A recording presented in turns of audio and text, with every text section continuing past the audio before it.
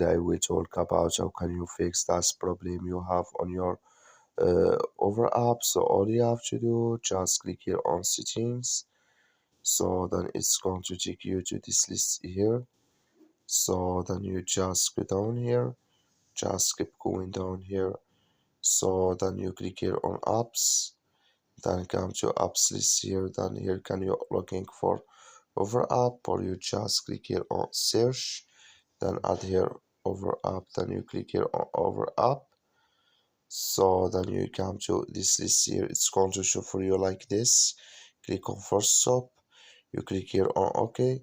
So then you go down, click here on storage, then you click here on clear cache.